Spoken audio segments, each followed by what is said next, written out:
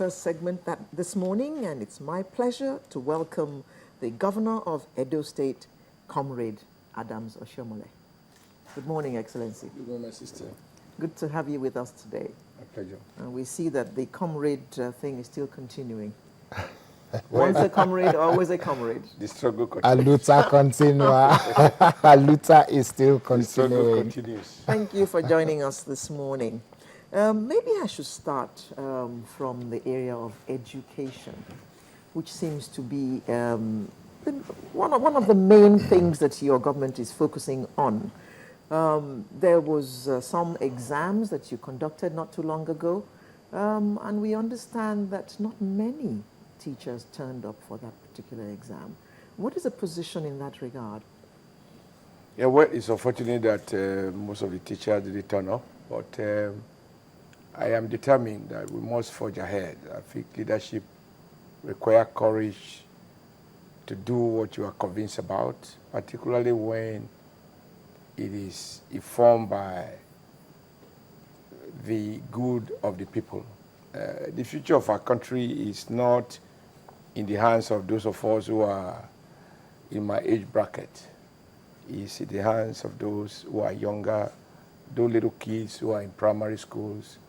The kind of foundation we lay for them will define our tomorrow. And every year, across the country, we lament the crisis in education.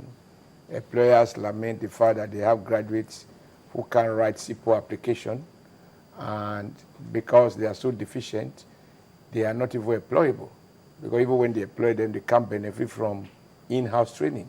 You have to have some sound foundation on which you can build on.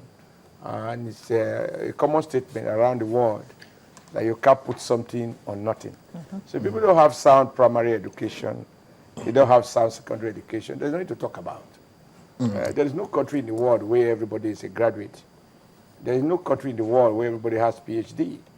But the world is unanimous that the poorest of the poor must have at least sound basic education, which in Nigeria we call universal basic education, which is primary 1 to 6 and GSS 1 to 3. In Edo, we have actually extended it to SS 1 to 3, which is to say that we guaranteed the Edo child free primary education in full, free of all kind of charges, including charges for examination, etc. We also guarantee same to all our junior secondary school pupils as well as our senior secondary school pupils. So we think that when we provide at least 12 years of uninterrupted education, we have given the child a foundation on which to build on. Those who have the aptitude can go further to acquire other degrees. Those who don't have can take to other trades. In any case, they have enough to resort to self-help, to read manuals, to go to serious vocational training, etc. But I found that, like you said, we made a lot of investment, building schools, making them attractive, and I'm happy with the kind of result we are getting. In the past, you find pupils playing on the street 9 a.m., 10 a.m., when they ought to have been in class as early as 8 a.m. Right now, teachers tell me that pupils get to school before 8, and they don't want to leave, at least those schools that we have rebuilt. Because the average school in a typical rural area is more appealing to the child than the house of his parents. And so he has no reason to rush back home, nor will he have any reason to be reluctant to go to school. For me, this is a major achievement. Have you done that? The second question is, why is it that in spite of this investment, and we can roll out the numbers, not just budgetary allocation, but actual releases, and how those have translated to beautiful schools. And we advertise them on radio, on television. What we are not able to advertise is the quality of teacher in the classroom.